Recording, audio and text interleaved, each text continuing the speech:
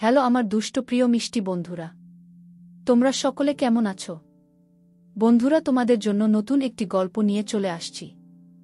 বন্ধুরা, তোমরা আমাকে যে পরিমাণ সাপোর্ট করেছো সেটা বলার মতো ভাষা নেই আমার কাছে। বন্ধুরা, গল্পটি না টেনে শেষ পর্যন্ত দেখলে আশা করি তোমাদের দাঁড়িয়ে যাবে এবং তোমরা হাতের কাজ করতে বাধ্য হবে। চলুন বন্ধুরা, গল্পটি শুরু করি। বেলা 12টায় রুদ্রর ফোনে কল এলো। বিছানা জুড়ে শরীর ছেড়ে গভীর ঘুমে তলিয়েছিল সে। হঠাৎ ফোনের শব্দে বিরক্ত হয়ে রিসিভ করতেই ওপাশ থেকে তার চালা ঝিনুক নামের ছেলেটা বলল, বস দাদিন যে ছেলের খোঁজ নিতে বলেছিল নিয়েছি।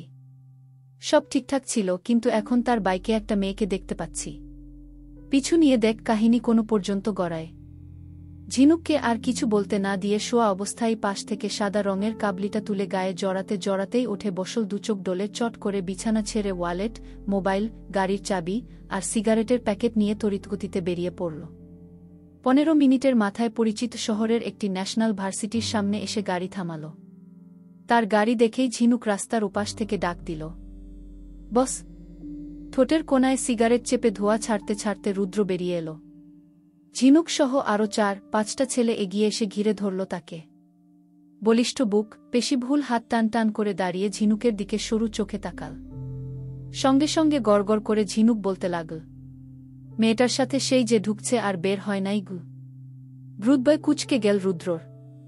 ব্যস্ত ভঙ্গিতে সিগারেটে ঘন ঘন টান দিয়ে বলল, কোথায় ঢুকেছে? কলেজের ভিতরে। পাশ থেকে অল্প স্বল্প হাসির শব্দ ভেসে এলো। রুদ্র দাঁত কিরমির করে বলল, শালা, কথার ধরন তো অন্য কিছু বোঝাল। ঝিনুক মাথা চুলকাল। তৎক্ষণাৎ পাশ থেকে আবির নামে রুদ্রর বন্ধু বলে উঠল, এই রুদ্র, ওই তো ওই মেয়েই ছিল। আবিরের উত্তেজিত কণ্ঠ শুনতেই চট করে বাদিকে ঘাড় বাঁকাল রুদ্র। দেখতে পেল ছোটখাটো দুটো মেয়ে এগিয়ে আসছে। গেট পেরিয়ে রাস্তার ডান পাশ দিয়ে হাঁটা ধরল মেয়ে দুটো। এদের মধ্যে একজন ননস্টপ কথা বলছে। কথাগুলো শুনতে না পেলেও মুখের ভঙ্গি আর হাত দুটোর নাচানাচি দেখে বুঝল ভয়াবহ রকমের ইন্টারেস্টিং কোনো টপিক নিয়ে বর্ণনা চলছে। এতটাই ইন্টারেস্টিং যে পাশের জনকে একটি কথা বলার সুযোগ দিতেও সে রাজি নয়। ভ্রুজোড়া কুঁচকে গেল রুদ্রর। বিরক্তিতে কপালে 3টা ভাঁজ ফেলে জিজ্ঞেস করল, দুটোর মধ্যে কোনটা ছিল সেটা বল, নাকি দুটোই ছিল? ঝিনুক জিভ কেটে বলল, ওই যে জিন্স প্যান্ট, গোলাপি জামা পরা মেয়েটা গু। আবির বলল, যেটা বকবক করছে থামছেই না ওইটা।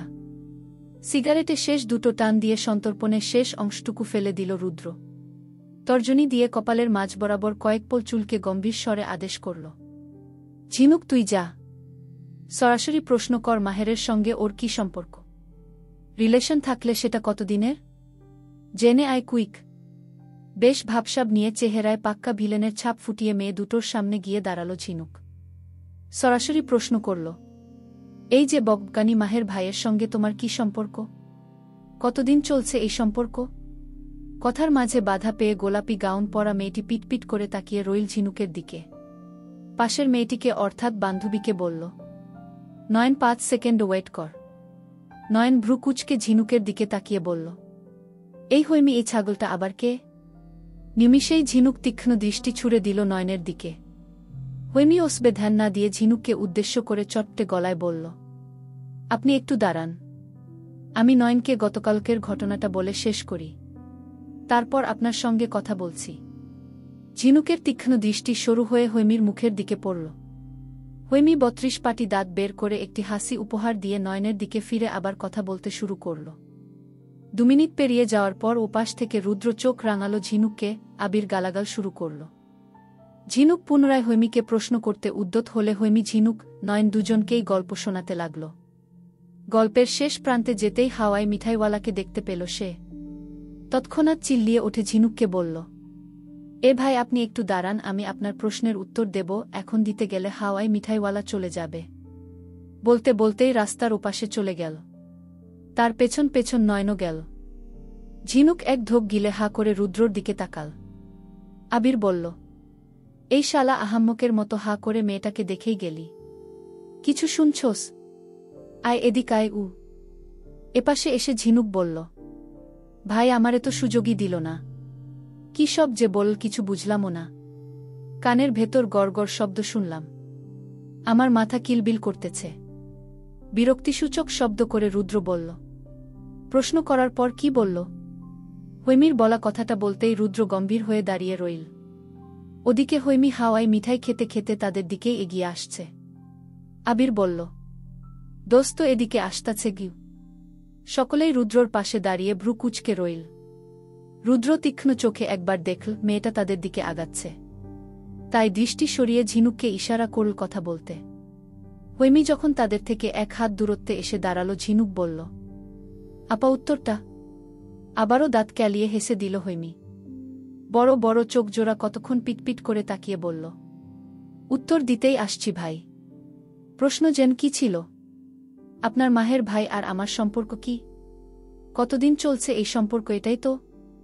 কিঞ্চিত মাথা হেলিয়ে এক ভ্রু উঁচু করে ঝিনুকের দিকে তাকিয়ে রইল হৈমি। ঝিনুক সহ আবিরও হ্যাঁ হ্যাঁ করে উঠল। রুদ্র কানখাড়া করে একটি সিগারেট ধরাল।